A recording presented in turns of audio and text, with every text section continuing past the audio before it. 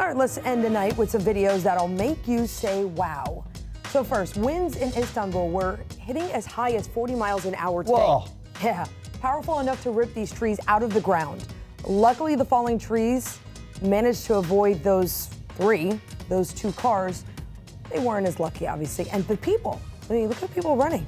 Wow. All right, this is in Anchorage. A tow truck driver was getting ready to help move a stuck truck when a car, you see there, suddenly swerved in.